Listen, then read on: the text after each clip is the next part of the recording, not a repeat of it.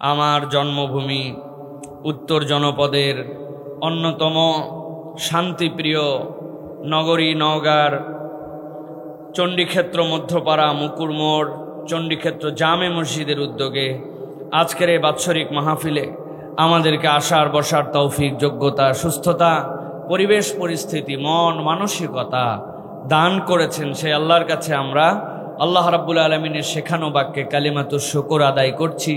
সকলে আনন্দ চিত্তে আল্লাহকে খুশি করার জন্য পড়ছি আলহামদুলিল্লাহ। স্টেজে উপস্থিত আছেন আপনারা নওগাঁর মানুষ, যাকে দেখে দেখে, যার কথা শুনে শুনে এই অঞ্চলের মানুষ আপনারা আমরা অনেকে বড় হয়েছি। আমার শ্রদ্ধেয় পিতা নওগাঁ নামাজগড় আলিয়া মাদ্রাসার সম্মানিত সাবেক মুহাদ্দিস হযরত মাওলানা আনোয়ার আকরাম হোসাইন সাহেব দামাত বারাকাতুহুল আলিয়া মঞ্চ উপবিষ্ট আছেন। বিভিন্ন পর্যায়ের ওলামায়ে হযরত, আমার সামনে উপস্থিত সম্মানিত মুরব্বিয়ানে কেরাম, আমার প্রিয় তরুণ যুবকেরা, সকলের প্রতি একবার সালাম দিয়েছে। আরও একবার আপনাদের কাছে দোয়া পাওয়া এবং করার আশায় সালাম নিবেদন করছি। আসসালামু আলাইকুম ওয়া রাহমাতুল্লাহ। আমি আপনাদের কাছে ছোট্ট একটা উদাহরণ দিয়ে আলোচনার মধ্যে প্রবেশ করব। বুঝে থাকলে উত্তর দিবেন, না বুঝলে উত্তর দিবেন না। আমাদের নওগাঁতে অনেক জায়গাতে মাটিতে 2 চুলা 3 চুলা ফেলে, দেখছেন আপনারা? আমাদের নওগাঁর লোক চুলা বলে না, আন্দাজি হো বলেন না, চোকা কি বলে? হ্যাঁ, এই যে চোকা ফেলছে, আগের রাত্রে বৃষ্টি হয়েছে, উপর দিয়ে তাল পাতা দিয়ে ঢাকে রাখছিল, কিন্তু তারপরেও স্যাঁতস্যাঁতা হয়ে গেছে। এগুলো ভাষা সব আমাদের এলাকার ভাষা, বাইরের লোক এগুলো বুঝবে না। স্যাঁতস্যাঁতা আবার কি জিনিস? এই যে স্যাঁতস্যাঁতা হয়েছে, এখন আর চুলা ধরে না। মা বোনেরা তখন বুদ্ধি করে, কি বুদ্ধি করে? চুলা ধরানোর আগে পাশে একটা কুপি বাতি জ্বলায়। নওগাঁয় কি বলে এটাকে? কুপি বলে না ভাই? হ্যাঁ, কুপি বাতি জ্বলায়। কুপি বাতি যেই জ্বলাইছে, জ্বলায় ওইখান থেকে একটুখানি খের নিয়া, ওইখান থেকে একটু পাটকাঠি নিয়া, এই পাটকাঠি বললাম এটাও নওগাঁর ভাষা না, নওগাঁর ভাষা হচ্ছে সিনট। হ্যাঁ, আপনারা একটু ভুল টুল ধরেন। এই সিনট দিয়ে ধরায়া চুলা ধরায়, ঠিক না ভাই? কথা বুঝে থাকলে ঠিকঠাক বলেন, ঠিক? এখন যেই না কুপি জ্বলাইছে, কুপি জ্বালানোর পরে দেখে কি রে, কুপি লাল লাল খালি ধোঁয়া মারে, কুপি কেন জানি নিভে নিভে যেতে চায়। চিন্তা করছে কুপির যে পোলতা আছে, পোলতা মনে হয় বেশি পুড়ে গেছে, এই জন্য পোলতা আস্তে করে উপর দিকে টান দিয়ে একটু তুলে উপরকার ছাই ফেলায়া আবার ধরায়। কিন্তু যেই ধরাইছে, আগের থেকে বেশি ডিস্টার্ব। আগে তাও ধোঁয়া মারতো, এখন খালি দপ দপ দপ দপ করে আর লাল লাল লাল লাল উপর দিকে আলো মারে। বুঝে থাকলে বলেন তো, কুপি যদি জ্বলতে না চায়, দপ দপ করে লাল ধোঁয়া মারে, নিভে যেতে চায়, তাহলে বুঝতে হবে কুপির ভিতরে কি নাই। একটু বুঝে বলেন, কি নাই? আমাদের নওগাঁয় গ্রামের লোকেরা বলে মাল নাই বা মাল নাই। কি নাই? মানে ভিতরে কেরোসিন নাই। এখন যত টানবেন তত তাড়াতাড়ি পোলতা পুড়বে আর তত তাড়াতাড়ি কুপির ক্ষতি হবে আরো, ঠিক কি না? ভালো করে খেয়াল করেন, আল্লাহ রাব্বুল আমিন বলছেন, ইন্নামাল মুমিনুনা আল্লাযীনা ইযা যুকিরাল্লাহু ওয়াজিলাত কুলুবুহুম ওয়া ইযা তুলিয়াত আলাইহিম আয়াতুহু যাদাতুহুম ঈমানা।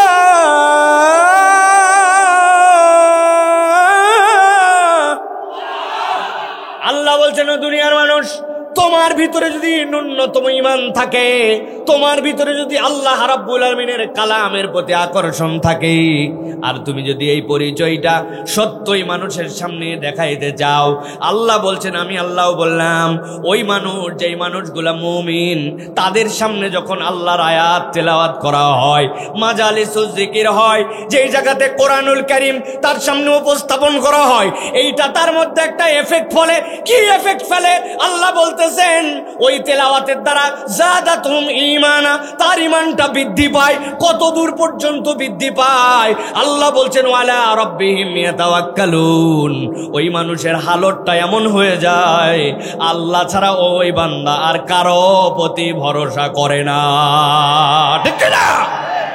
কিন্তু আপনি যদি দেখেন, এখন আমার এই কোরআন আমাকে টানে না, আমার ইসলাম আমাকে টানে না, আল্লাহর বিধান আমাকে টানে না, রবের হুকুমের প্রতি আমার বিনয় আসে না, তাইলে বুঝতে হবে কুপিও কুপির জায়গায় ঠিক আছে, পোলতাও হয়তো আছে, কিন্তু ভিতরে হয়তো একটা জিনিস নাই। কি নাই?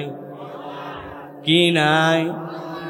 আপনি ইমানের ক্ষেত্রে আর কেরোসিন বলতে পারবেন না, মাল বলতে পারবেন না, আপনাকে তখন বলতে হবে আপনার ভিতরে হয়তো ইমানটাই নাই, ঠিক না?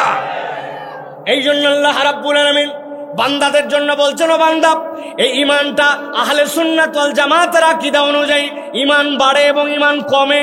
বান্দার ইমান সব সময় এক হালে থাকে না।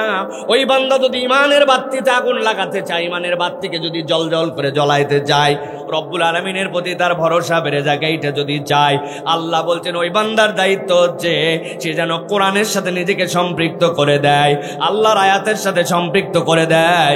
মাহফিল অনেক শুনছি, বক্তা ওয়াজ করে, ওইগুলো আমার জানাই আছে। এইরকম মুডের মধ্যে না থেকে জানা কথা শোনার জন্য যেন আরেকবার আসে। আল্লাহ বলছেন তার এই ভক্তি, তার এই ভালোবাসায় কোরআনের সাথে সম্পৃক্ততা তাকে এমন নিবেদিত বান্দা করবে। আল্লাহ নিজেই বলছেন ওয়ালা রব্বিহিম ইয়াতাওয়াক্কালুন। এই কথাও আল্লাহর, ওই রবও আল্লাহ, তিনি বলতেছেন ওই বান্দার হালতটাও চেঞ্জ করে দিবেন আল্লাহ। আল্লাহ ওই বান্দাকে কেবল আল্লাহর প্রতি ভরসাকারী হিসাবে কবুল করে নিবেন। যার আছে আল্লাহ তার আর কাউকে লাগে না। কথা বলেন ঠিক কিনা?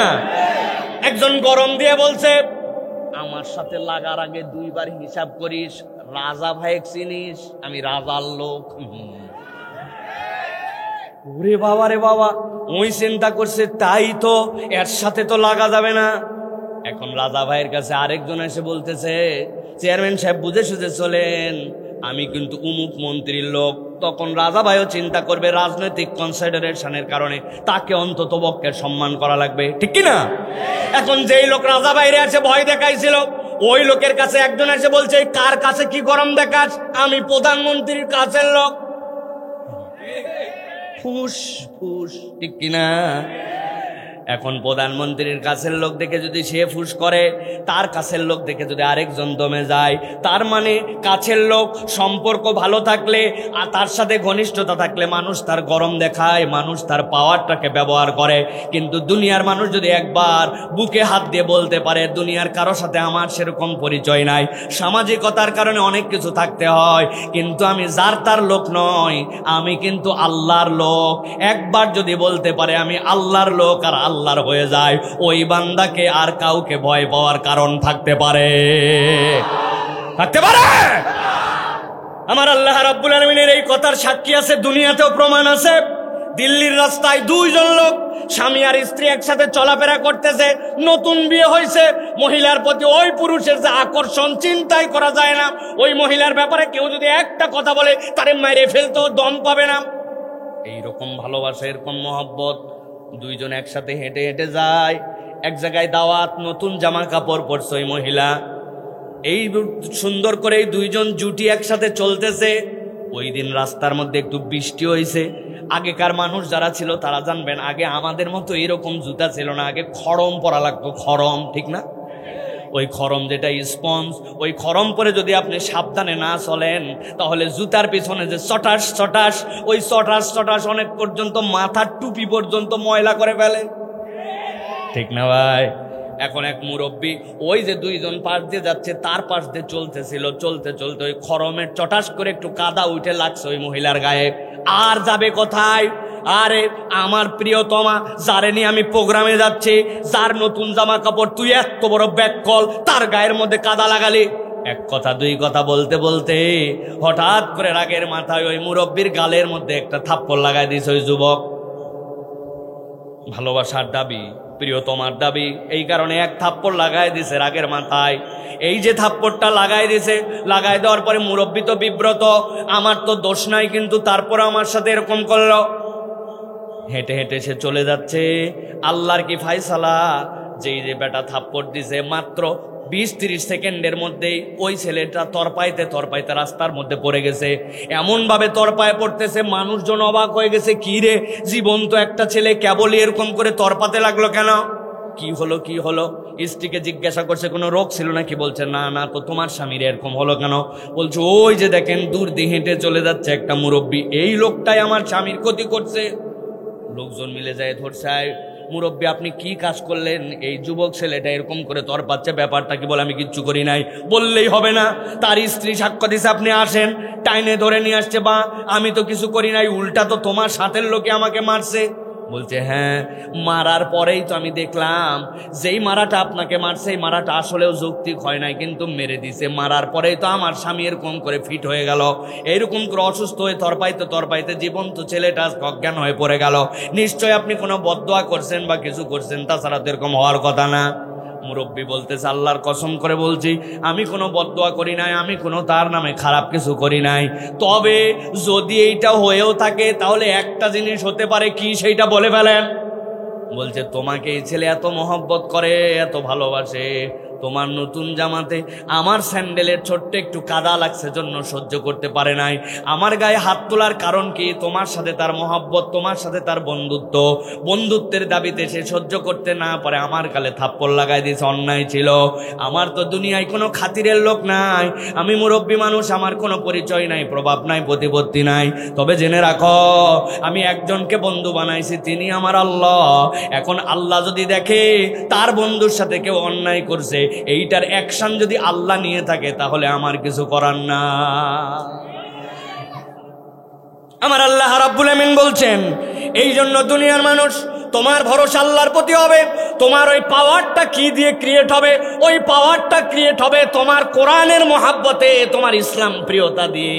তুমি দিনের প্রতি কতটুকু ডেডিকেটেড এইটা আল্লাহ দেখতে চান। এই জন্য এইটা কেবল মুখের চিৎকার দিয়ে আর ফাও আলাপ দিয়ে হবে না, আপনাকে নিজে নিজে ভেবে বের করতে হবে কোরআনের সাথে আমার সম্পর্ক কতটুকু, আমার সাথে দ্বীনের সম্পর্ক কতটুকু, আমি আমার ইসলামকে কতটুকু পছন্দ করি। শত শত যুবক আর গ্রামের মানুষ আছে এই জায়গায় যদি চলে আসে মাঠে জায়গা দেওয়া যাবে না, কিন্তু তারা মাঠের মধ্যে না আসে, কেউ চটপটি খায়, কেউ বা বিড়ি খায়, কেউ বা আইলের মধ্যে নেমে যে 5 বন্ধু মিলে আড্ডা মারতেছে, কেউ বা দূরে যায় দেখেন ছোট্ট করে মোবাইল বের করে গেম খেলতেছে। এত দূরে এত আয়োজন, এত জানানোর পরেও সবাই কিন্তু এখানে আসতে পারে নাই। কেননা আমি প্রথমেই বলেছি ভিতরে তাদের আসলে কি নাই? তেল নাই। কি নাই? এটা ইমানের তেল। আমার আল্লাহ বলছেন বাড়াবে কেমনে? আল্লাহ রাব্বুল আমিন বলছেন আল্লাযীনা ইউকিমুনাস সালাতা ওয়া মিম্মা রাযাকনাহুম ইউনফিকুন।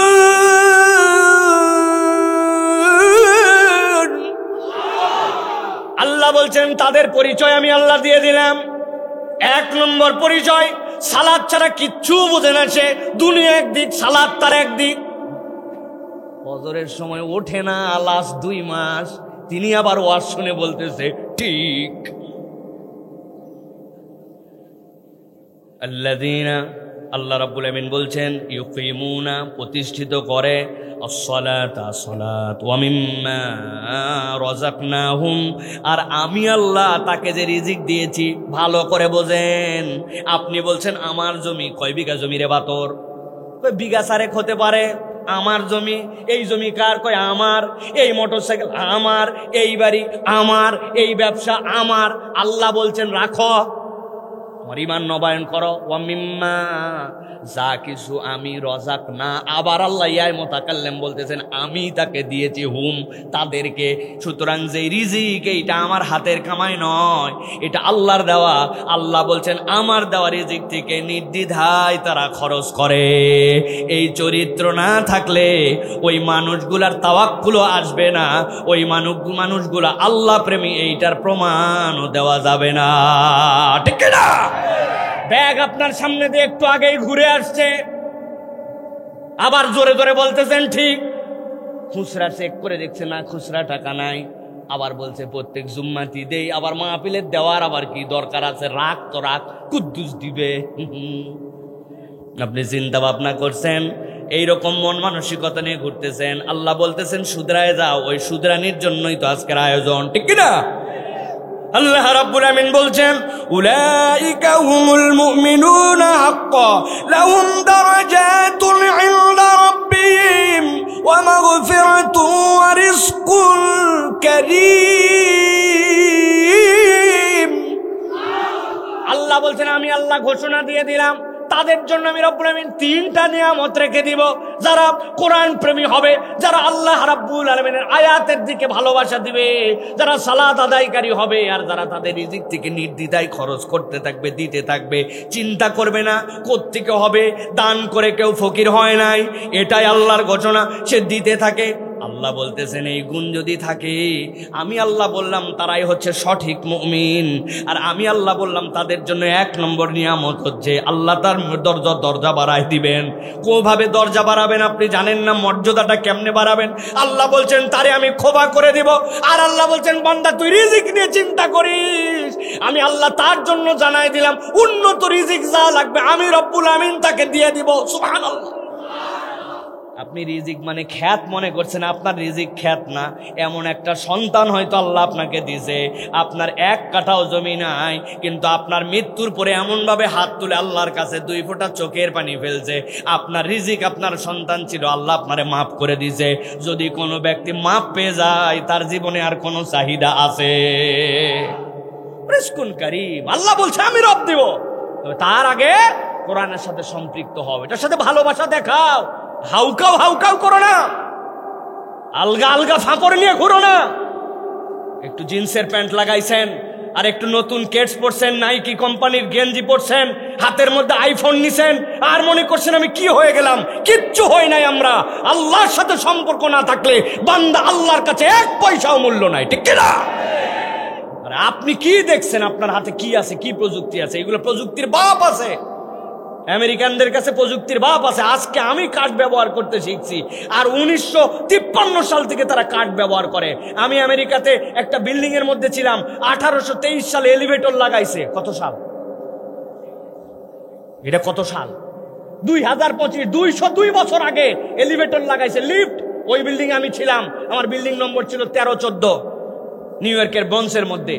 সেই বিল্ডিং এর মধ্যে আমাকে একটা পুরো অ্যাপার্টমেন্ট দিয়ে রাখছে। আমি তো সুবহানাল্লাহ, আমরা 3 দিন আগে লিফট লাগায় চিন্তা করছি হ্যাঁ রে প্রযুক্তিতে আগাইছে। এরা 200 বছর আগে লিফট লাগাইছে।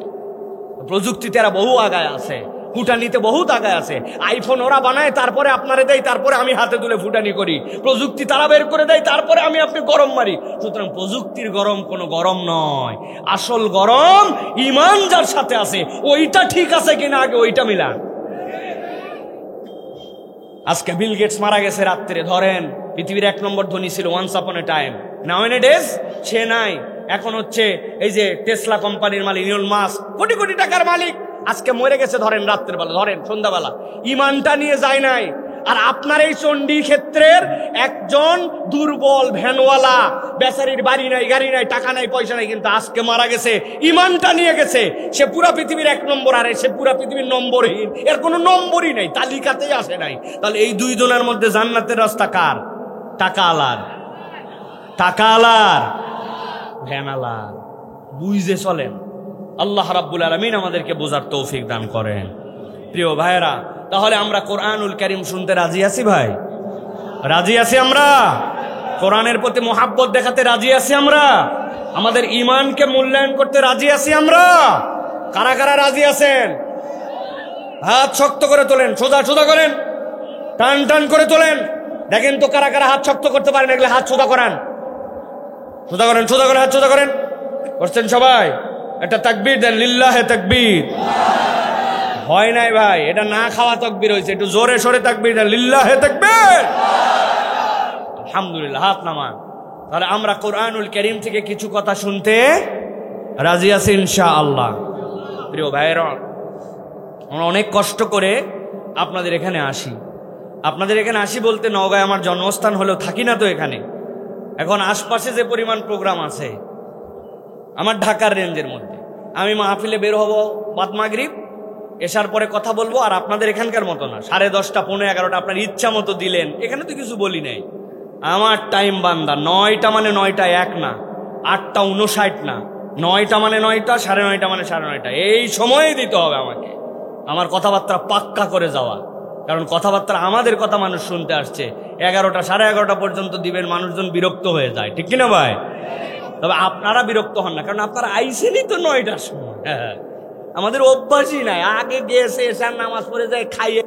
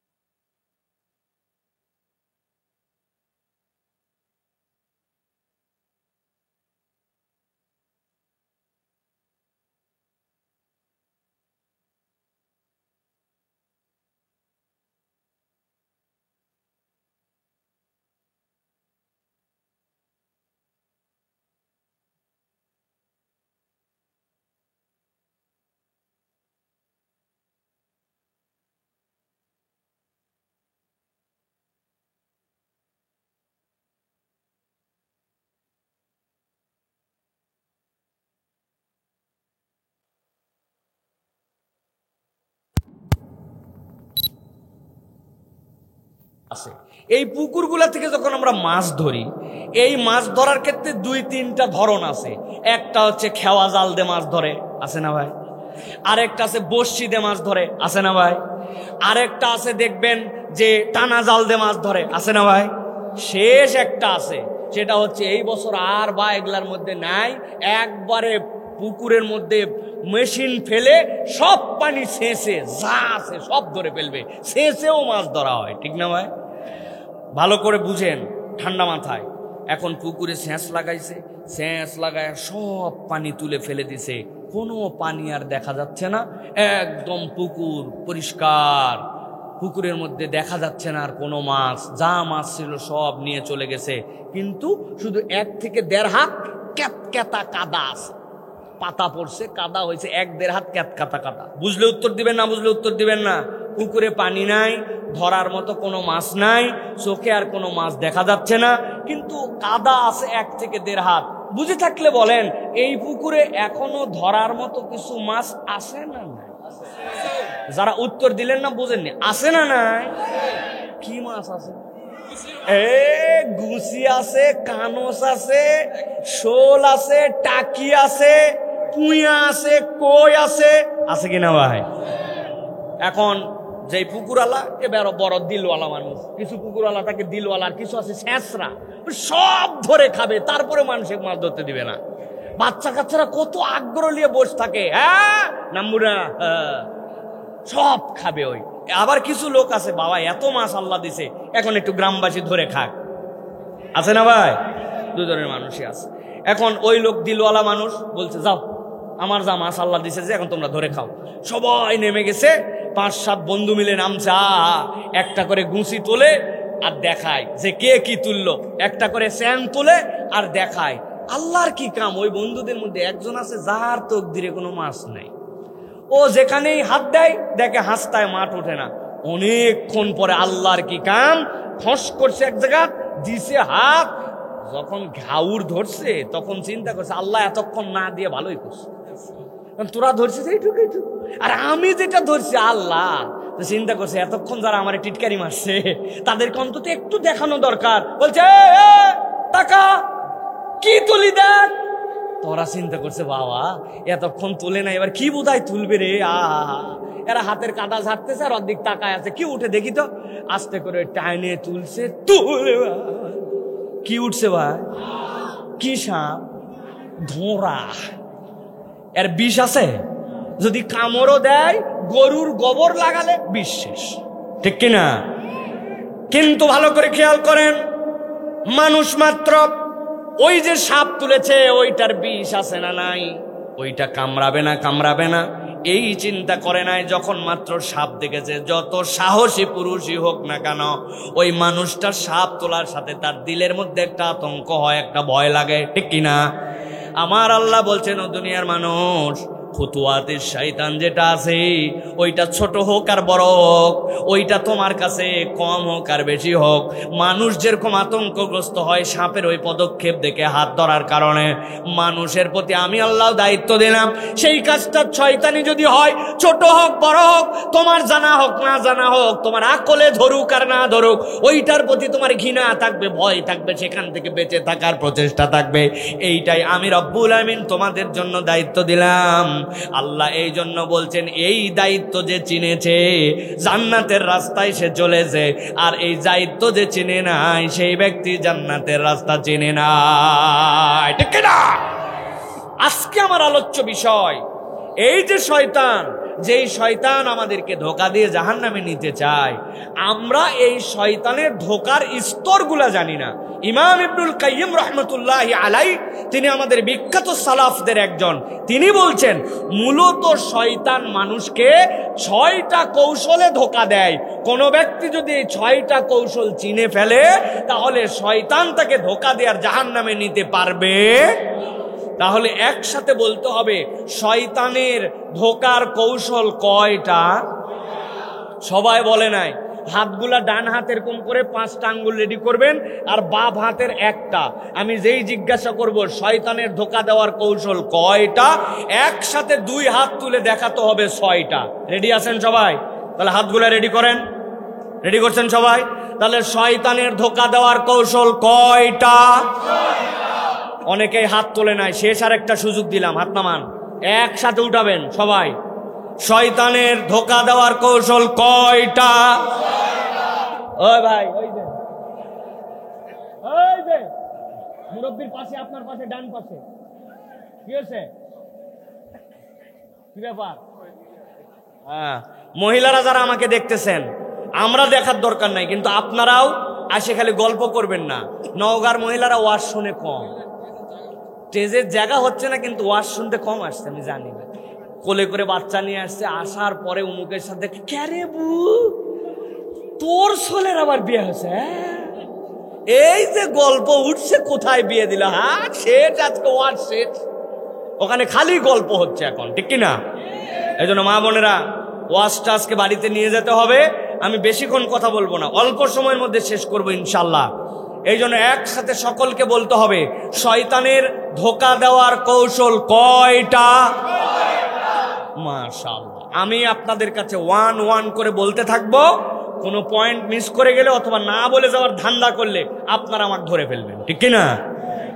আমি যেন এটা শেষ করে যেতে পারি এবং আমরা যেন এরপর আমল করতে পারি। সকলে বলেন আল্লাহুম্মা আমিন।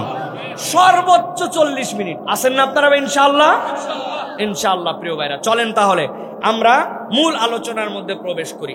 1 নম্বরে শয়তানের ব্যাপারে আল্লাহ রাব্বুল আলামিন তার নবীকে দিয়ে জানাচ্ছেন, শয়তান মানুষকে ধোঁকা দেয় প্রথমত কুফর, শিরিক এবং বিদআত দিয়ে।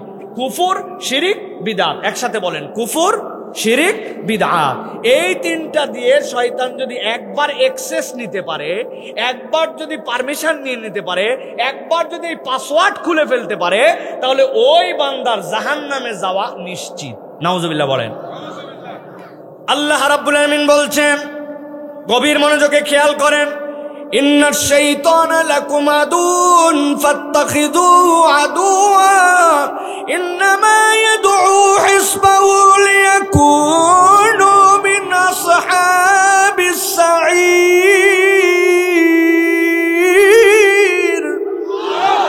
আল্লাহ বলছেন, দুনিয়ার মানুষ, আমি আল্লাহ তোমার জন্য ডিক্লেয়ার করলাম, রব্বুল আলামিন নিজে জানাচ্ছেন, আমি আল্লাহ বললাম, ইন্নাশ শাইতানা লাকুম আদুউম মুবিন, শয়তান তোমাদের জন্য অস্পষ্ট শত্রু নয়, শয়তান তোমাদের জন্য স্পষ্ট শত্রু, প্রকাশ্য শত্রু তোমাদের জন্য। আমি আল্লাহ দায়িত্ব দিলাম, ফাত্তাখিযুহু আদুওয়া, পণ্ডিতি করে কখনো যেন শয়তানকে বন্ধু বানায়ো না। যে শত্রু, তাকে দায়িত্ব হচ্ছে শত্রু জ্ঞান করা। আমার আল্লাহ রাব্বুল আলামিন বলছেন, ওই শয়তানের কাজ কি? কেন আমি আল্লাহ বললাম তাকে শয়তান হিসেবে গ্রহণ করো? ধাপটা ছোট হোক, যত ক্ষুদ্র হোক, শয়তানি তো শয়তানি, তোমাকে সেটাকে শত্রুতার জ্ঞান করতে হবে। আল্লাহ বলছেন এর কারণ হচ্ছে ইন্নামা ইয়াদউ হিসবাহু, কেবল সেই নয়, তার দলবল সহ তারা ডাকে। কোন দিকে ডাকে? লিয়াকুনু মিন আসহাবিস সাঈর, ও তোমাকে জান্নাতে যাও এইটা চায় না, ও তোমাকে জাহান্নামে নিতে চায়।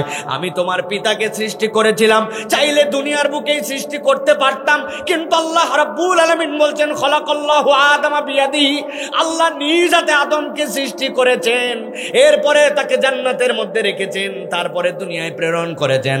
অধিকাংশ মুফাসসিরের ব্যাখ্যা করেছেন সন্তানের মালিকানা যেরকম পিতার উত্তরাধিকার সূত্রে প্রতিষ্ঠিত হয়, ওই সন্তানের মালিকানা দেওয়ার জন্য রব্বুল আলামিন আদম আলাইহিস সালামকে জান্নাতের মধ্যে রেখে কেবল রাখেনি নাই, আল্লাহ বলেছিলেন তুমি এখানে উপভোগ করো, তুমি এখানে থাকো।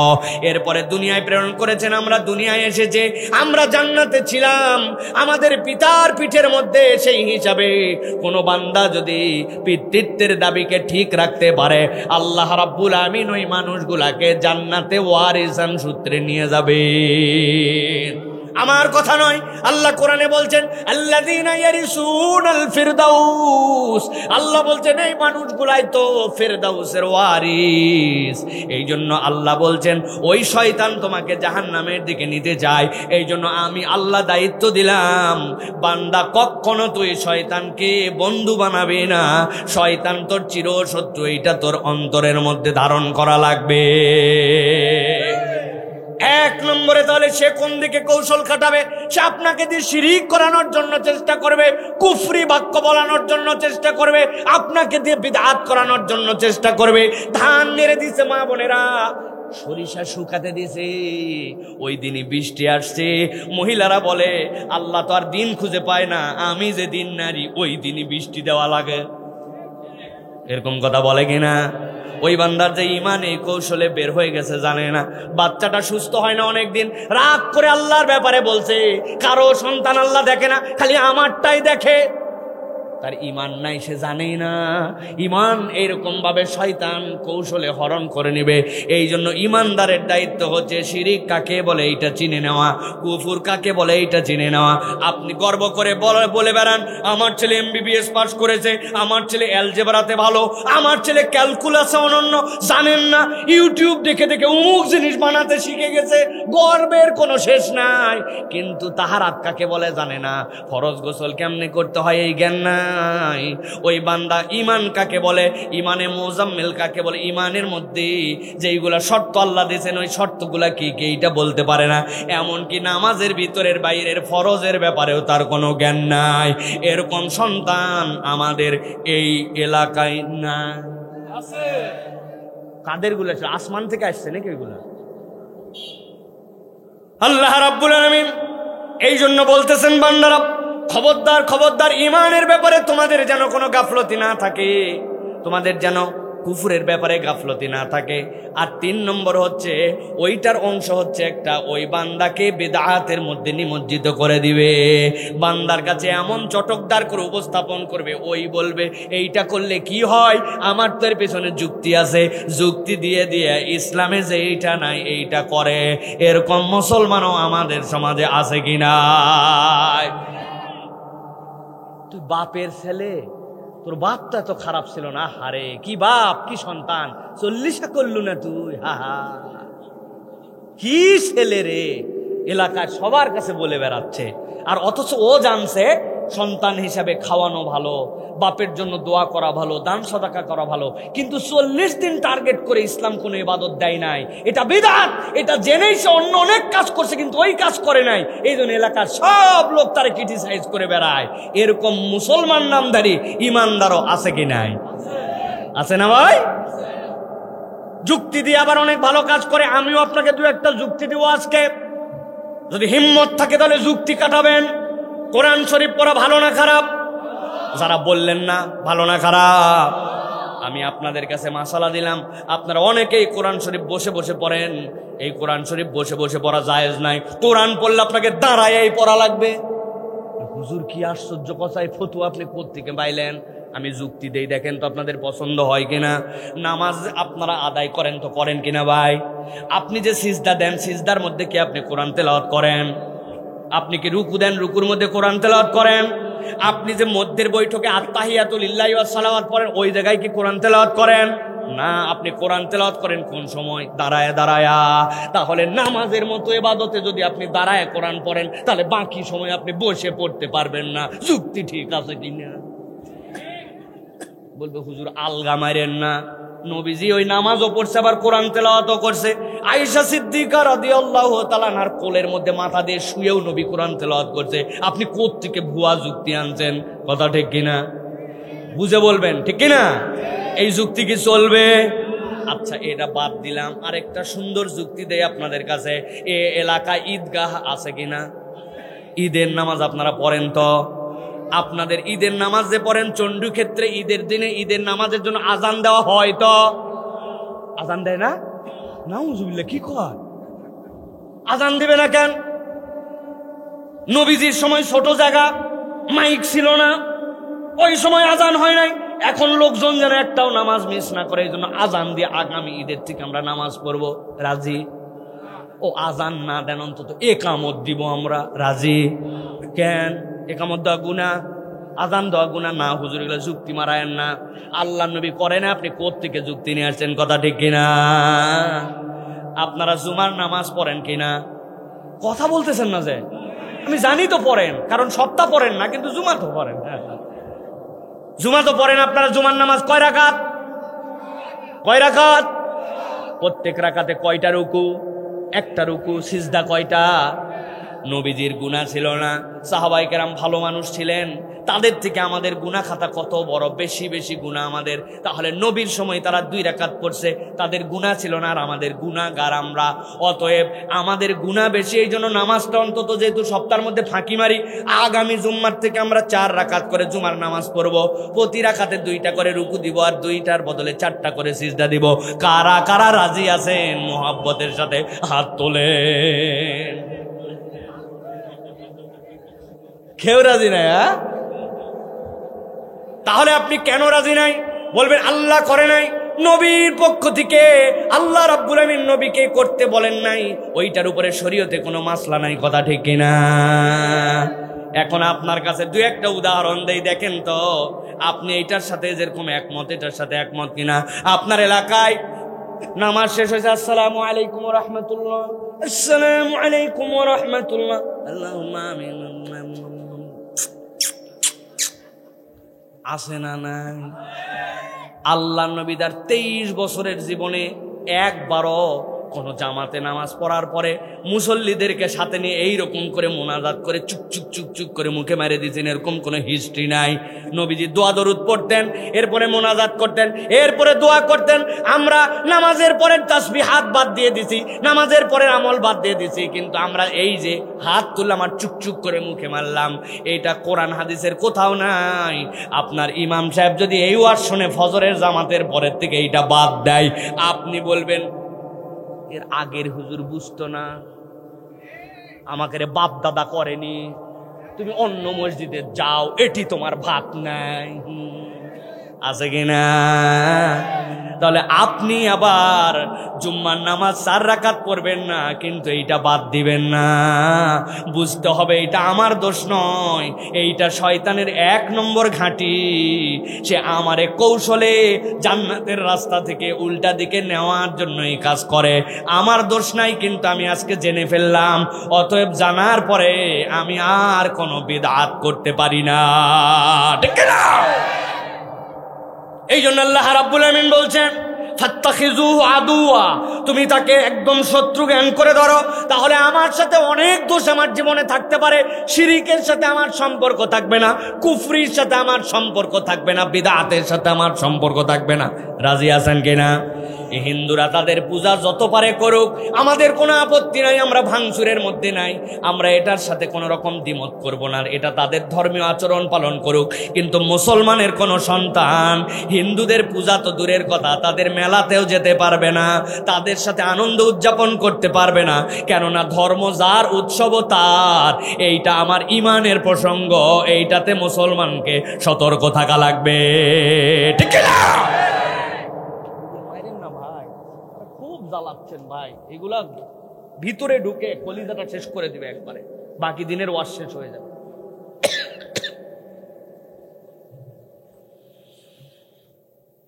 এক নম্বর তাহলে মনে রাখেন, 6টা ধাপ বলবো।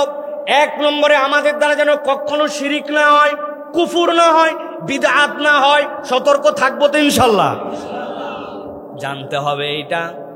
এরপরে হয়তো এমন একটা ওয়াজ দরকার যেটাতে ইমানের পরিচয়, কুফুরের পরিচয়, শিরিকের পরিচয়, এইটুকুই কেবল আলোচনা হবে। কেননা মোটা দাগে এইটুক বলে দিলে অনেক মানুষ এখন পর্যন্ত কনসেপ্ট ক্লিয়ার না।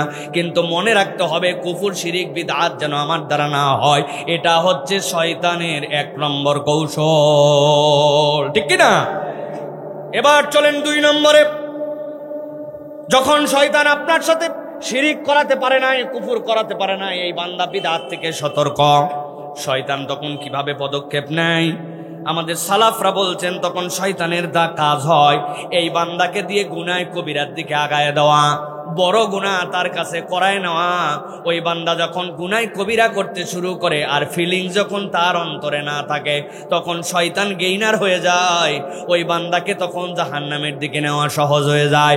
আমার আল্লাহ রাব্বুল আলামিন বলছেন, ইন তাজতানিবু কাবায়িরা মা তুনহাউনা আনহু নুকাফির আনকুম সাইয়্যাতিকুম ওয়া নুদখিলকুম মুদখালান কারীমা। আমার রব্বুল আমিন বলছেন, ও দুনিয়ার মানুষ, আমি আল্লাহ তোমাদের জন্য অফার দিয়ে দিলাম, আমি রব্বুল আমিন তোমাদের জন্য সহজ করে দিলাম। সূরা নিসা 31 নম্বর আয়াতের মধ্যে আল্লাহ বলছেন, ইনতাস্তানিবু, তোমরা যদি বেঁচে থাকো, কাবায়িরা মা তুনহাউনা আনহু, আমি আল্লাহ যে সকল কবিরা গুনাহ থেকে তোমাকে নিষেধ করেছি, আমি আল্লাহ তোমার জন্য ঘোষণা দিলাম, নুকাফির আনকুম সাইয়্যাতিকুম, তোমার বাকি গুনাহগুলোকে আমি রব্বুল আমিন চাপা দিয়ে দিব, ওইগুলা দেখা যাবে না। আর আমি রব তোমার জন্য ঘোষণা দিলাম, ওয়া নুদখিলাকুম মুদখালান কারীমা, তোমার ওই গুনাহ কাবিরাত থেকে বেঁচে থাকার কারণে আমি আল্লাহ সম্মানিত জান্নাতে তোমাকে ঢুকাইয়া দিব। তাহলে শয়তান আপনাকে আমাকে দিয়ে কবিরা গুনাহ করাতে চায়। আপনাকে জেনে নিতে হবে কবিরা গুনাহগুলো আমার জন্য কি। ওই বান্দা নামাজ আদায় করে না, নামাজ ত্যাগ করা হচ্ছে একটা কবিরা গুনাহ। দোষ আমার না, বুঝতে হবে শয়তান আমারে ফাঁদে ফেলছে, আজকে জেনে ফেলছি, আমি আর এই দোষের মধ্যে যেতে পারি না। ওই বান্দাকে সুদের কারবারের মধ্যে ঢুকায় ফেলছে, ওই বান্দাকে বুঝাইছে এটা কোনো ব্যাপার না, সুদ আর মুনাফা একই রে পাগলা, ওটা 1450 বছর আগের মামলা, এখনকার দুনিয়া চলে না, আছে না? আমি নওজোয়ান মাঠে বলছিলাম, নওগাঁর কতগুলো দাদন ব্যবসায়ী আছে, খুব চমৎকার করে তারা আপনার কাছে কৌশলে ব্যবসা করে। এক লোক বিপদে পড়ে যায়, বলছে চাচা 1000 টাকা একটু হাওলাত দেন। বলছে হাতে টাকা নাই। সর বললাম, ডিস্টার্ব করিস না। চাচা বড় বিপদে পড়ছি, 1000 টাকা দেন রে বাবা। হাতে টাকা নাই বললাম। খানিকক্ষণ পরে বলছে, চাচা আজকে কি বার? সোমবার। বলতেছে মনে করছেন না বুঝে আসছে আপনার কাছে? না বুঝে আসি নাই। আজকে সোমবার 1000 মারেন, আগামী শুক্রবার আল্লাহ বেচালে 1250 টাকা ব্যাক।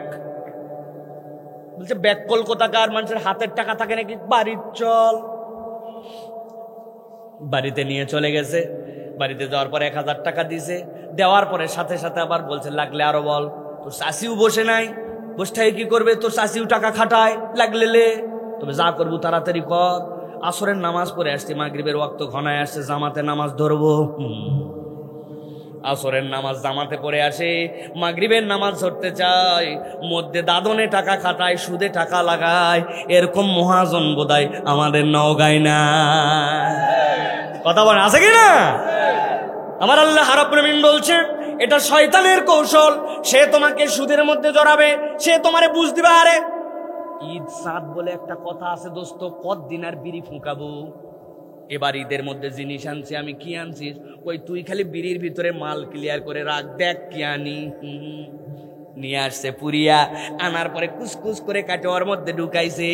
ঢুকানোর পরে বলছে টাইনিয়ে দেখ দোস্ত কি মজা, এক টানেতে তেমন তেমন, দুই টানেতে রাজা। নওগাঁ অঞ্চলে উহার নাম। বাবা সবাই ছিলেন দেখি, আপনারে বুঝাইছে এইটা কোনো ব্যাপার না, ঈদ চাঁদের কিন্তু একটা একটু কড়াই লাগে। আপনাকে শয়তান কৌশলের মধ্যে ফেলছে, কেননা মদ এবং মাদকতা এটা হচ্ছে শয়তানের দ্বিতীয় কৌশল, কবিরা গুনাহ। একবার যদি এইটার মধ্যে নামানো যায়, ওই বান্দাকে জাহান্নামে নেওয়া যায়। মুসলমানের সন্তান মাদকাসক্ত আছে কিনা? আছে কিনা? এই জন্য আল্লাহ রাব্বুল আলামিন বলছেন গুনাহ কবিরা থেকে তুমি বেঁচে থাকো। খবরদার খবরদার, মদের সাথে, সুদের সাথে, ব্যভিচারের সাথে তোমার সম্পর্ক থাকবে না। তবে মুসলমান হিসাবে তোমাদের জুলুমের সাথে কিছু সম্পর্ক থাকতে পারে, পারে না? বাবা বয়স হয়ে গেছে, এত বড় মুরব্বী, আজ পর্যন্ত বোনের সম্পত্তি ফেরত দেয় নাই ঠিকঠাক মতো। সরকারের জমির মধ্যে এক হাত লোভ সামলাতে পারে নাই, ঠেলে বাউন্ডারি ওয়াল ঢুকায় রাখছে, সানসেট বাইর করে রাখছে। এইরকম মুসলমান আছে কিনা? হজে চলে গেছে, আহারে হজে যাওয়ার আগদে আগদে ছেলে মেয়েকে এক জায়গায় করছে। কত হাজার বার এই ওয়াজ আমি করছি। ছেলে মেয়েকে এক জায়গায় করে 10 বিঘা জমি, 2 ছেলে তার 2 মেয়ে। মেয়েদেরকে বলছে মা চিন্তা করিস না, আসার সময় চেন নিয়ে আসবো গলার, নাতিদের জন্য আংটি নিয়ে আসবো, তোদের বিয়ের শাদীর সময় খরচ হয়েছে। 2 মেয়েকে 1.5 বিঘা জমি ইনসাফ মতো ভাগ করে দিছে।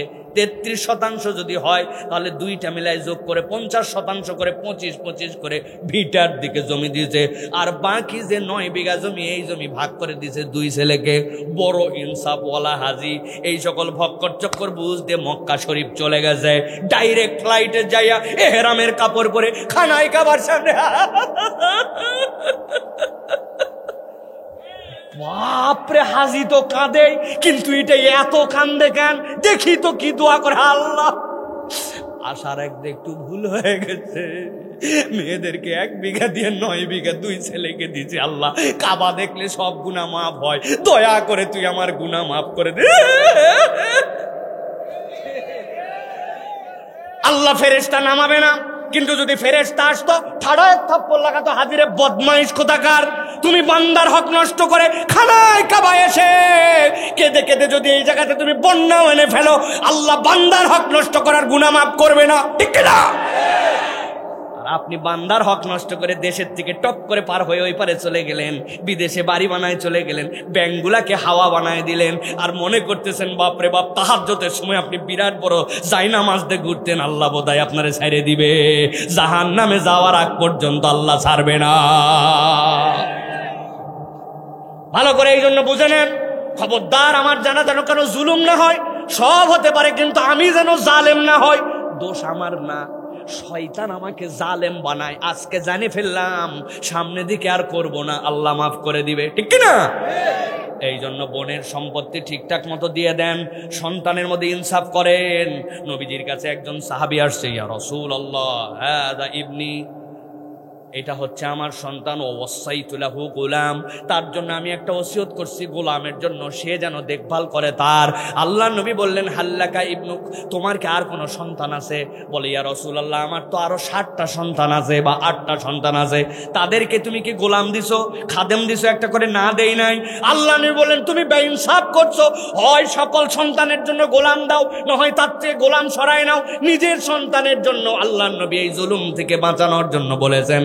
আর আমরা এমন কোন মানুষ নাই যে মানুষের হক নষ্ট করি না, জুলুম করি না। এটা আমাদের মুসলমানদের ভূষণ, এটা শয়তানের দ্বিতীয় কৌশল। শিরিক করায় না, কুফর করায় না, কিন্তু এই বান্দাকে দিয়ে গুনাহ কবিরা করায়। এইটার থেকে না বাঁচলে আমাদের পরকালে ভয়াবহতা আছে, ঠিক না? আমরা জুলুমকে জুলুমই মনে করি না, ছোট থেকে বড় অসংখ্য জুলুম আছে। আপনি 3 তলায় থাকেন, আরেকজন 2 তলায় থাকে, রাত 11টার সময় আপনি ডাইনিং টেবিলের চেয়ারটা টান দিছেন, খের করে আইছে, বলছে আমার নিজের টাকায় কিনা ফ্ল্যাট, টানবো জোরে না আসতে, এটা আমার ব্যাপার। কিন্তু নিচের তলার মানুষটা ঘুমাচ্ছিল, কষ্ট পাইছে, আপনি বেইনসাফ করছেন, জুলুম করছেন, আল্লাহর কাছে হিসাব বরাবর করা লাগবে। আপনার বাড়ি রাস্তার ধারে আপনি কান খুঁচায় ঠাস করে ফেলাই দিছেন কটন বাড, আপনি চিপস খালায় ফেলাই দিছেন, চিন্তা করছেন পৌরসভার দায়িত্ব সাফ করার, পানির জন্য যাই আটকায় গেছে ওই জায়গা, শহরবাসী কষ্ট পাইছে, আপনি আল্লাহর কাছে ধরা খাবেন, আপনি জুলুম করছেন। প্রত্যেকটা পদক্ষেপ শয়তান করাতে চায়, ইমানদারকে এইগুলাতে সতর্ক থাকতে চায় না। রে রে এত সতর্ক হলে দুনিয়া চলা যায় না। বা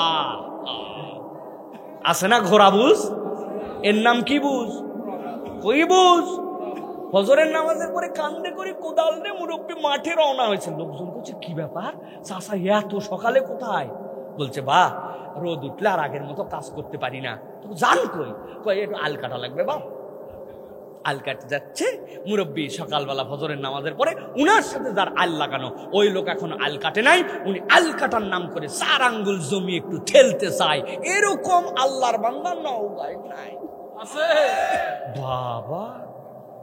সব পেশেন্ট আছে দেখতেছি এই জায়গায়, রুগিয়ে ভরা। আল্লাহু আকবার। আপনি জেনে ফেলেন এইটা আমার ভুল না, এটা শয়তান আমাকে দিয়ে করাই, আজকে জেনে গেছি আর করব না, আল্লাহ মাফ করে দিবে, ঠিক কিনা? অথবা এটা হচ্ছে 2 নম্বর, গুনাহ কবিরা থেকে বাঁচতে হবে। আর একটা কথা না বললে ইনসাফ করা হবে না। মানুষের মুখের 3টা গুনাহ আছে। কয়টা? একসাথে বলতে হবে কয়টা? এই 3 গুনাহ থেকে যদি বাঁচে ও আল্লাহর ফেরেশতার কাছাকাছি চলে যাবে, 70% ফেরেশতার কাছাকাছি চলে যাবে। 1 নম্বর মুখের গুনাহ মিথ্যা, 2 নম্বর মুখের গুনাহ গীবত, 3 নম্বর মুখের গুনাহ গালি। যার মুখে গালি নাই, গীবত নাই, মিথ্যা নাই, ওই বান্দা আল্লাহর ফেরেশতার কাছাকাছি পৌঁছায় যাবে। তাহলে 1 নম্বর গুনাহ কি বলছে? মুখের কথা বলেন, আরেকবার বলেন। 2 নম্বর কি বলেছি? গীবত। 2 নম্বর গীবত, 3 নম্বর গালি, 3 নম্বর আল্লাহর রহমতে নওগাঁবাসী এই দিক দিয়ে আগায়া দাড়িওয়ালা মুরব্বী হাজী সাহেবের মুখে পর্যন্ত হারামজাদা ছাড়া কথাই না, ঠিক না ভাই? আরে কি মোহাব্বত করে নাতিকে ডাক দিচ্ছে, এ হারামজাদা, দোকানের থেকে পান আন। কি সুন্দর করে ও বিরিলি আইকে বলছে। আহা, খবরদার। 3 নম্বর কৌশল হচ্ছে ওই বান্দার কাছে তখন ছোট গুনাহগুলাকে হালকা বানায়া দেয়। ওই বান্দা চিন্তা করে এগুলা সগীরা গুনাহ, এইগুলা করলেই কি আর, এইগুলা না করলেই কি আর, এইগুলা ধর্তব্যের মধ্যে নয়। যখন বান্দার কাছে সগীরা গুনার নাম দিয়ে এই গুনাহগুলা হালকা হয়ে যায়, বান্দা এগুলাকে আমলে নেয় না, ওই বান্দার এই সগীরা গুনাহগুলাও জাহান্নামে যাওয়ার কারণ হয়ে যেতে পারে। নবীজি অদ্ভুত একটা উদাহরণ দিচ্ছেন, খেয়াল করেন। নবী করিম সাল্লাল্লাহু আলাইহি ওয়াসাল্লাম বলছেন, তোমাদের একদল লোক মরুভূমির মধ্যে গেছে পিকনিক করার জন্য। ধরেন কথার কথা বলছি, সবাই মিলে একদিন পথ পার করছে। পথ পার করার পরে খাবার টাবার সব নিয়ে গেছে, যাওয়ার পরে এখন রান্না করা লাগবে। রান্না করা জিনিস যা নিয়ে গিয়েছিল সব পুরাই গেছে। ওইখানে যাওয়ার পরে এখন 1-2 জন দায়িত্ব নিছে খড়ি সংগ্রহ করার জন্য। খড়ি তারা সংগ্রহ করে নিয়ে যায় নাই। এখন 50 জনের কাফেলা, 1 জন খড়ি এতগুলা নিয়ে আসছে। নিয়ে আসার পরে চুলার নিচে জাল ধরানোর আগে ওই খড়ি শেষ। রান্না তো 50 জন, আর এইটুকু দেওয়া হবে না। তখন বুদ্ধি কি? আল্লাহ নবী সাল্লাল্লাহু আলাইহি ওয়াসাল্লাম বলছেন, খোলা মাঠে অবস্থান করে এরপরে লাকড়ি সংগ্রহ করার জন্য সবাই বেরিয়ে গেছে। 2 ঘন্টা সবাই খড়ি সংগ্রহ করবে, সবাই এরপরে এক জায়গায় আসবে। একজন পাইছে এইটুকু, আরেকজন পাইছে এইটুকু, আরেকজন পাইছে একটা ডাল। কিন্তু যখন সকলে মিলে নিয়ে আসছে, একটা স্তূপ হয়ে গেছে। সব মানুষের রান্নার জন্য ওইটা যথেষ্ট, আরো বেঁচে গেছে। নবীজি বলতেছেন, তুমি দেখো ছোট্ট একটু গুনাহ, এইটা একটু এমন গুনাহ, এইটা একটু আগের গুনাহ, একটু পরে গুনাহ, এগুলো কবিরা নয়, ছোট্ট ছোট্ট গুনাহ। কিন্তু নবী বলছেন, যখন কিয়ামতের দিনে তোমার আমলনামা তোমার সামনে খোলা হবে, ওই দিন বিপদ হয়ে যাবে। তোমার এই ছোট্ট গুনাহ যেটাকে তুমি কেয়ার করো নাই, তোমাকে ধ্বংস করে জাহান্নামে নেওয়ার জন্য যথেষ্ট হয়ে যেতে পারে। নবীজি সাল্লাল্লাহু আলাইহি ওয়াসাল্লাম এই জন্য বলছেন, খবরদার খবরদার, তোমরা ছোট গুনাহ কেউ ছোট মনে করো না, কেননা ছোট গুনাহ জমতে জমতে পাহাড় হয়ে যায়। মুসনাদ আহমদের হাদিস এইটা। অতএব এই গুনাহ আমার কাছে কোনো ব্যাপারই না, এই গুনাহ আমি আমলেই নেই না, এরকম গুনাহ আমাদের অ্যাভেলেবেল। আগে লজ্জা ছিল, এখন লজ্জাও চলে গেছে। মোবাইলে ওয়াজ দেখতে দেখতে এমন ভিডিও আসে, এমন অ্যাড আসে, ওই সময় চোখ নিচে নামে না, চোখ তখন ওইখানেই থাকে, লজ্জা চলে গেছে। চিন্তা করছে ওয়াজ দেখতেছি তো দু একটা এরকম আছে, সংবাদ দেখতেছি, কিন্তু যেই মহিলা সংবাদ পড়তেছে মুখ খোলা, পেট বের করা, এমন পোশাক পরে আছে যেটা শরীয়ত এলাও করে না, আপনি বিরাট বড় একটা ভালো খবর, ফিলিস্তিনের খবর শুনতেছেন, কিন্তু যারে দেখতেছেন দেখা হারাম, আপনার জন্য এটা মনে করছেন কবিরা গুনাহ। আমাদের ফিলিংস থেকে এগুলো আস্তে আস্তে উঠে গেছে, ঠিক কিনা ভাই? আগে খেলা দেখার সময় দু একটা অ্যাড আসতো, ক্রিকেট খেলা দেখার সময় লজ্জায় মাথা নিচু করে অন্যদিকে তাকায়া কৌশলে বাদ দিতাম। আর এখন স্বামী স্ত্রী সন্তান বউ বৌমা, ছেলে ছেলের বৌমা সহ একসাথে এরকম জিনিস দেখে লজ্জা আর নাই, ঠিক কিনা? কথা বলেন ঠিক কিনা?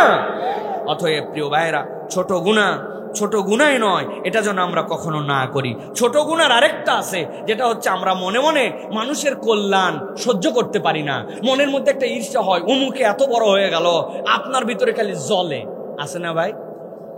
এই জ্বলাটাও একটা গুনাহ, আপনার এটা অন্তরের রোগ, আপনি আল্লাহর কাছে কামনা করবেন, কিন্তু আপনি কেন অন্তরের মধ্যে এরকম জ্বলান?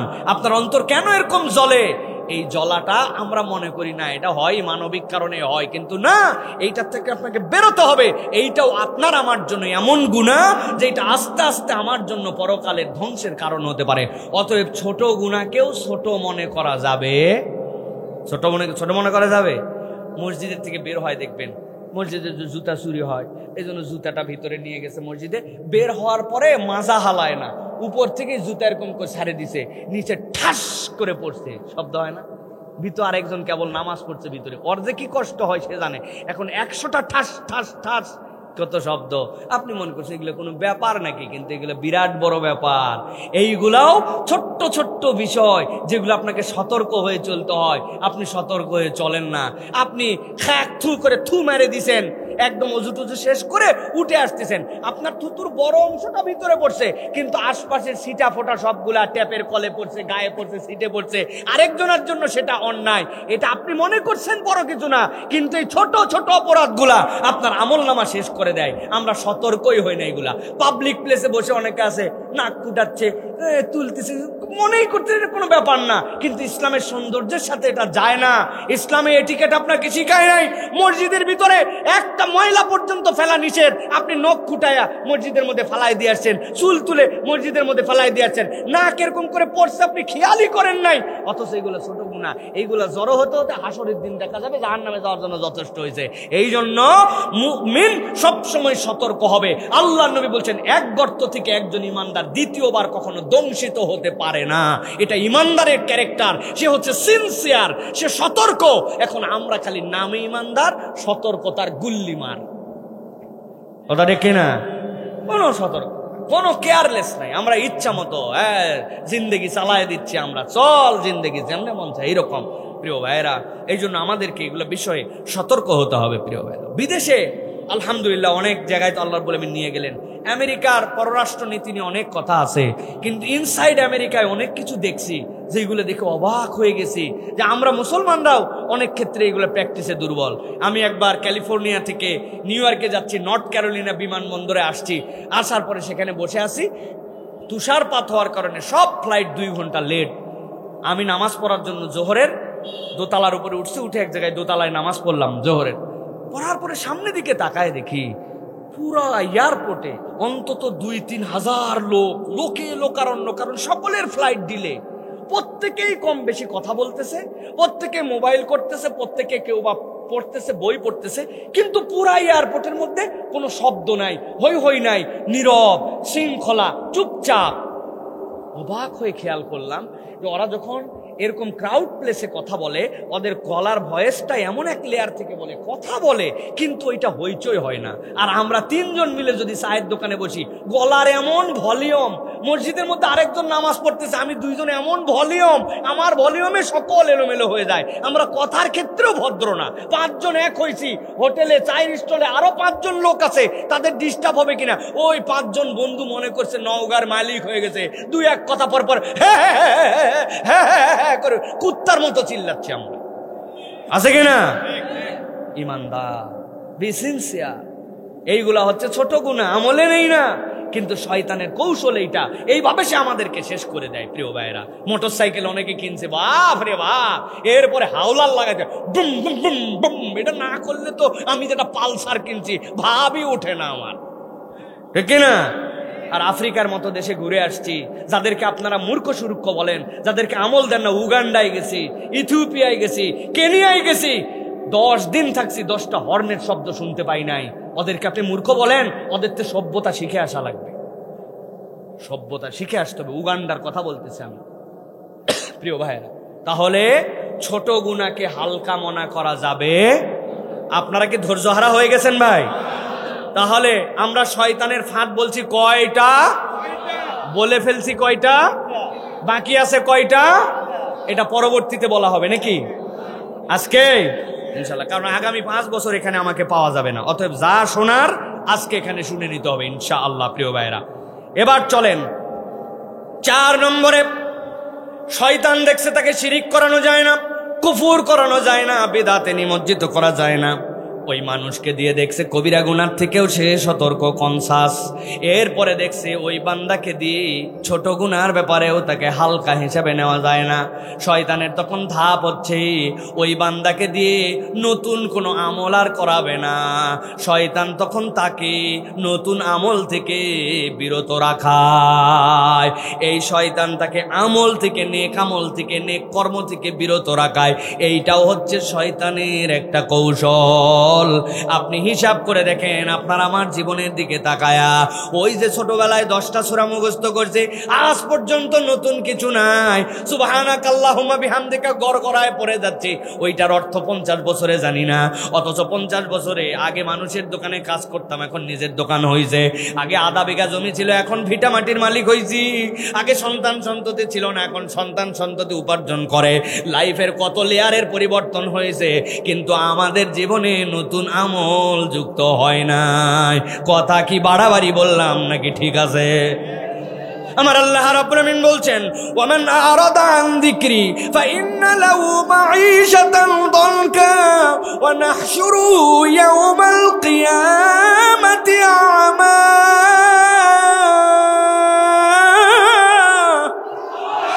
আল্লাহ বলছেন কিয়ামতের দিনে এক শ্রেণীর লোক রব্বুল আলামিনের সামনে দাঁড়ায় যাবে। আল্লাহ বলবেন, ওই মানুষগুলা কারা? ওই মানুষগুলা হচ্ছে অন্ধ। যেই মানুষগুলার অন্ধত্বের কারণ হচ্ছে দুনিয়ায় তাদের কাছে আল্লাহর জিকির এসেছিল, আল্লাহর বিধান এসেছিল, তার হাতে কোনো সময় ছিল না সেইটা গ্রহণ করা, সেই অ্যাকসেপ্ট করার। রাজনীতি করে বাম্পার করে ফেলছে, ব্যবসা করে ফাটায় ফেলছে, সংসার করে উদ্ধার করে ফেলছে, কিন্তু আল্লাহর কোরআনের সাথে সম্পর্ক ছিল না, আমল বানানোর সাথে সম্পর্ক ছিল না। মসজিদে আগে যে 2 রাকাত দুখুলুল মসজিদ পড়বে, এই সময়টুকু তার হাতে ছিল না। ওযু করার পরে 2 রাকাত সালাত যে পড়তে পারে, সারা জীবন 1000 বার ওযু করছে, 2টা রাকাত তার ওযুর পরে সালাতের মতো হুঁশ ছিল না। নামাজের পরে একটুখানি 2 মিনিট বসলে আজকারগুলা শেষ হয়, এইটুকু করে নাই।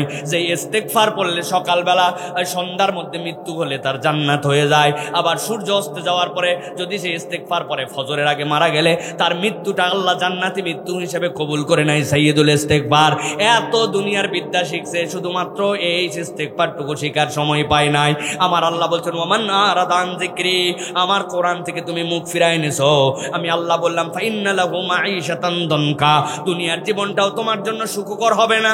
সব পাওয়ার পরে মনে হবে কি জানি নাই, মনের মধ্যে সুখ নাই, ভালো লাগে না। আল্লাহ বলছেন লাঞ্ছনার জিন্দেগি তোমার হবে, আর পরকালের জিন্দেগিটা তোমার অন্ধত্বের হবে। ক্বালা রাব্বি লিমা হাশারতানি আমা, বলতে শুরু করবে, আমার আল্লাহ, আমার তো চোখ ছিল দুনিয়ায় 70 বছর বাঁচতে, চশমা লাগে নাই, এখন কেন আমারে অন্ধ করে তুলছো? আল্লাহ বলতেছেন ওয়াকাদ কুনতু বাসীরা, সে বলবে আমার তো চোখ ছিল।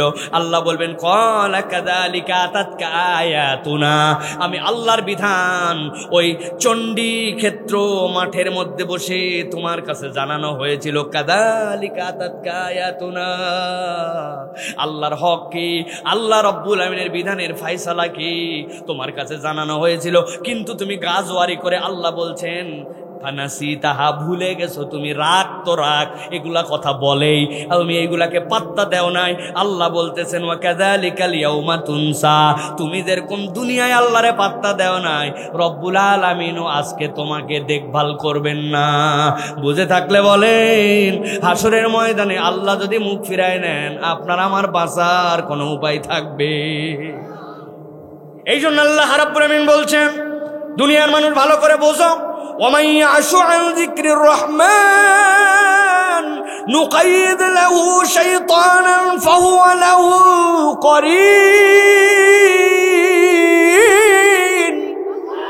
আল্লাহ বলছেন, দুনিয়ার মানুষ তুমি যদি আল্লাহর জিকির ভুলে দুনিয়ায় চলাফেরা করো, মনে করতেছো কোনো এফেক্ট নাই, কিন্তু আল্লাহ ফাঁকা জায়গা রাখেন নাই। আল্লাহ বলছেন ফাহুয়া লাহু করিন, ওইখানে একটা শয়তান ঢুকে যাবে। এই জন্য নেক কাজের কোনো অপরচুনিটিস বাদ দেওয়া যাবে না, ঠিক কি না? নেক বাড়াতে হবে, আল্লাহর জিকির বাড়াতে হবে, প্রত্যেকদিন কোরআন তেলাওয়াত বাড়াতে হবে, ওজিফা বাড়াতে হবে, আপনাকে আমলের মধ্যে ঢুকতে হবে। আমি দোকানদারি করি, আমি মাঠের মধ্যে গাছ লাগাই, আমি কি বলে জমিতে কাজ করি, আমি যাই করি, ফাঁকে ফাঁকে আমার জিকির। আর জিকিরের সবচেয়ে বড় দিকটা কি? আল্লাহর হুকুমটা নিজের জীবনে মেনে নেওয়া। অনেক মা বোন আসছে ওয়াজ শোনার জন্য হুমরি খায়া, কিন্তু যে পোশাক পরে আসছে ওই পোশাকটা আল্লাহ অ্যালাউ করে না। তাহলে আপনি নফল করতে আসে আপনি ফরজ যদি ত্যাগ করে ফেলেন, তাহলে এইটা কি বাঁচা যাবে ভাই? হ্যাঁ, আপনি আপনার বউ আসছে, তার বয়স 60 বছর, উনি হাত মোজা পা মোজা লাগায়া, আর 18 বছরের একটা মেয়ে, তাকে আপনি হাত ধরে নিয়ে আসছেন যে 2 পিস 3 পিস পরে আসছে। জিজ্ঞাসা করছেন কি ব্যাপার চাচি? পর্দা তো আপনার আল্লাহ হালকা করে দিছে, আপনার যদি শাহওয়াত না থাকে, কামনা না থাকে, তো হাত মোজা না মোজা পড়লেও গুনাহ হবে না। আর যার পর্দা করা লাগবে এর অবস্থা এরকম কেন? কয় আমিও বিয়ার পরে ধরছি, বা বেটির বিয়ার পরে ধরবে। আছে না এরকম? কেমনে হবে তাহলে? আল্লাহ রাব্বুল আলামিন এই জন্য বলছেন এখান থেকে আপনাকে বাঁচতে হবে। আল্লাহ বলছেন এই জিক্রির রহমান থেকে সরে গেলে আল্লাহ ওই জায়গায় শয়তানে কারিন ঢুকায় দিবেন। অতএব নেক আমল বাড়তেছে কিনা এই ইভালুয়েশন করা, এই ইহতিসাব করা, এটা হচ্ছে ইমানদারের সবচেয়ে বড় গুড ম্যানার্স। সে প্রত্যেক দিন চিন্তা করবে আল্লাহ কিছু বাড়ছে কিনা, অন্তত কমে যায় নাই তো, নতুন আমি কি যুক্ত করলাম আমার জীবনে। আপনাদের কাছে আমি সহ ইনক্লুডিং মি, আমি ফুটানি মারা গল্প বললে হবে না, একটু হিসাব করে দেখেন লাস্ট 1 বছর, লাস্ট 2 বছর একটা আমল বাড়ছে? হ্যাঁ, 2 পাতা রেগুলার প্রত্যেক দিন কোরআন পড়ি, 2টা হাদিস জীবনে মুখস্থ করে ফেলছি? নাই, আমাদের নাই, খুঁজে আমরা পাবো না। আরো এশার নামাজ আগে ছিল 17 রাকাত, এখন এশার নামাজ হয়েছে 7 রাকাত, কারো কারো ক্ষেত্রে 4 রাকাত। ঠিক না ভাই? আমাদেরকে আগে শিখাইছে এশার নামাজ 17 রাকাত, বলছে না ভাই? কেমনে এশার নামাজ? এশা তো আসলে 4 রাকাত, কিন্তু ওর পরে 2 রাকাত, এরপরে বসে 2 রাকাত, মা আয়েশা রাদিয়াল্লাহু তাআলা যেটা প্র্যাকটিস করতেন, এরপরে বেতের, এরপরে মসজিদে ঢোকার, এগুলা সব যোগ বিয়োগ দিয়ে 17। এখন 4 রাকাত ফরজ, আর বেশির বেশি পড়লে বেতের, ওটাও বাদ। ঠিক কিনা ভাই? রাগ হচ্ছেন আপনারা? আর অনেকে আছে এগুলো ঝামেলার মধ্যেই আল্লাহর দয়ায় নাই, উনি নামাজই পড়ে না, তারা বেঁচে আছে না? এরা তো বেঁচে গেছে আল্লাহর দয়ায়। প্রিয় ভাইরা, আল্লাহ আমাদেরকে বোঝার তৌফিক দান করেন। তাহলে নেক আমল থেকে যদি আমি দেখি ফিরে যাচ্ছি, তাহলে বুঝতে হবে শয়তান খেলতেছে আমাকে নিয়ে, আমাকে সাথে সাথে ওটার মধ্যে অ্যাক্টিভ হতে হবে। এটা গেল 4 নম্বর। 5 নম্বরে শয়তান আপনাকে কৌশল নেবে, আপনাকে কম গুরুত্বপূর্ণ কাজের মধ্যে ব্যস্ত রাখবে, বেশি গুরুত্বপূর্ণ কাজ থেকে সরায় দিবে।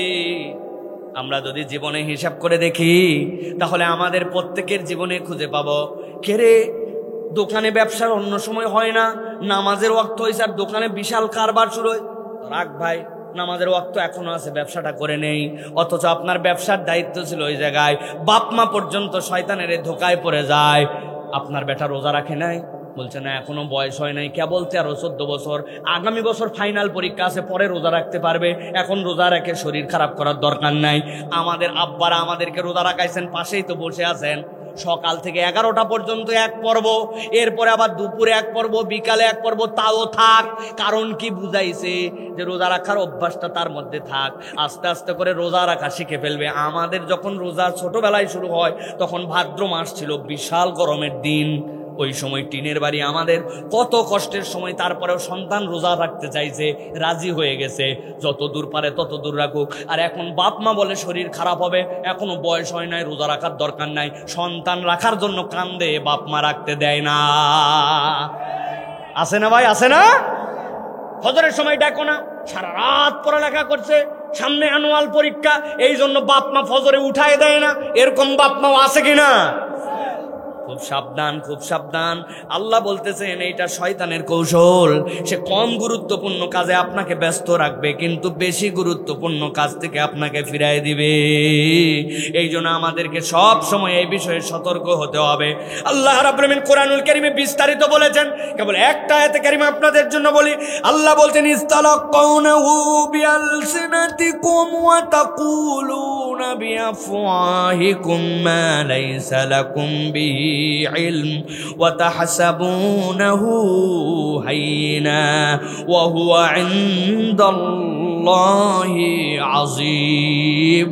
আল্লাহ বলছেন, তোমরা এমন কতগুলা কথা নিজেদের মধ্যেও বলো যেই কথাগুলো আর কেউ শুনতে পায় না, আর তোমরা বলার সময় ভাবো এইগুলা কোনো কথা না। আল্লাহ বলছেন হাইয়িনা, তুমি মনে করে এটা হালকা, কিন্তু আল্লাহ বলছেন ওয়া হুয়া ইনদাল্লাহি আযীম, এইটা সহজ নয়, সহজ নয়, আল্লাহর কাছে এইটা বড় বিষয়। অতএব আপনি কোন কাজের আগে কোন কাজকে প্রায়োরিটি দিচ্ছেন আপনাকে হিসাব করে চলা লাগবে, ঠিক কি না? হারাম সহ কামাই, এটার কোনো বড়াই নাই। হারাম বাদ দিয়ে অল্প, ওইটার মধ্যে আপনার বড়াই, ঠিক কি না? অনেক মুসল্লির মুখ দেখতে পাচ্ছি, মুখগুলার দাড়িগুলা উঠতেছে না। কেন ভাই? বয়স হয়নি এখনো না, আরো একটুখানি বাকি আছে না, 40-50 না। আপনি বুঝতেছেন এর শয়তানের ধোঁকা, আজকে জেনে ফেললেন, বাদ দিয়ে দেন। নবীজি বলছেন দাড়ি রাখো, রাখা ফরজ, দাড়ি কেটো না, কাটা হারাম, ছেড়ে দাও, এটা সুন্নাত। অতএব আপনি কেন বাদ দিচ্ছেন এইটা? ভাই, এটা পুরুষের শান ও মান। এতদিন আল্লাহ ধোকার মধ্যে ছিলাম, যা আজকে বুঝে ফেলছি যে এটা আমার জন্য অনেক গুরুত্বপূর্ণ। কেননা কখন আমার ডাক চলে আসবে আমি তো জানি না। কবরে যাওয়ার পরে যে আল্লাহর নবীকে দেখানো হয়, মান হাযার রাজুলুল্লাযী বুইসা ফি কবরিক, দেখো তো এই লোককে চিনো কিনা। তা আমার অবয়বের সাথে তো মিল নাই, আমি তো না পাগড়ি নিয়ে যেতে পারি, না টুপি নিয়ে যেতে পারি, না আমি অন্য কোনো সুন্নত নিয়ে যেতে পারি, নবীর এইটা নিয়ে যেতে পারি, তাহলে এটা বাদ দেবো কেন? শয়তান ধোকায় ফেলছে, যা এটা কাটা বন্ধ করলাম, অন্তত বড় পরে করি, কাটা বাদ দিলাম। রাজি আছে ইনশাআল্লাহ? এইটা আপনার তো দাড়ি অনেক বড়, আপনার ইনশাআল্লাহ বলার না বলার কি, আল্লাহ কবুল করুক প্রিয় ভাইরা। তাহলে এটা 5 নম্বর, আর একটা বাকি আছে, বলবো প্রিয় ভাইরা? সর্বশেষ যখন শয়তান দেখে নেক আমল থেকে ফিরানো যায় না, সতর্ক বান্দা, কবিরা গুনাহ থেকে ওই বান্দা বেঁচে থাকার চেষ্টা করে, শিরিক বিদআত বুঝে ওই বান্দা আল্লাহ রাব্বুল আমিনের কুফরির থেকে বেঁচে থাকার চেষ্টা করে। শয়তান শেষ কৌশল নেয়, এইটা কোনো নরমাল মানুষের সাথে খাটায় না, এইটা ভালো ভালো মানুষের সাথে খাটায়। শয়তান তখন বুদ্ধি করে এই বান্দার আমলের মধ্যে রিয়া আর অহংকার ঢুকায়া দেয়। ভালো ভালো মানুষকেও শয়তান শেষ ধোকা এইটা দেয়। সবাই ধ্বংস হয়ে গেল, বা নামাজ কালাম কেউ পড়ে না, আল্লাহর দয়ায় বেশি দিন না, তবে 30 বছর কোনো কাজা নাই। কথা সত্য, কিন্তু একটু ভাব আছে এর মধ্যে, রিয়া, লোক দেখানো। শয়তান এইটা ঢুকাই দিয়েছে তার মধ্যে। শয়তান ঢুকাতে পারছে মানে গেইনার। এই জন্য খবরদার, কোনো আমল যেন আমার রিয়া না নিয়ে আসে, কোনো আমলের দ্বারা যেন অহংকার না হয়, এটা বুঝতে হবে।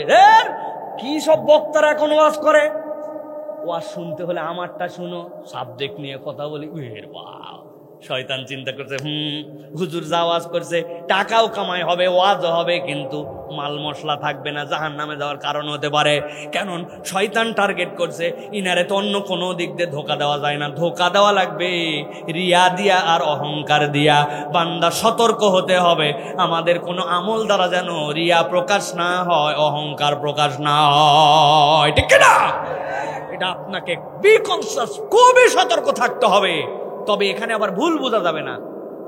এত সুন্দর পাঞ্জাবি পরলেন, এত সুন্দর জুতা, আপনাকে আল্লাহ কামাই রোজগার দিছে, তাহলে আমার কি সুন্দর জামা পরা, সেজে গুজে থাকা, ভদ্রভাবে থাকা, এইটা কি আমার অহংকার? না, নবীজি বলছেন না, অহংকার হচ্ছে অপরকে ছোট ভাবা আর সত্যকে প্রত্যাখ্যান করা।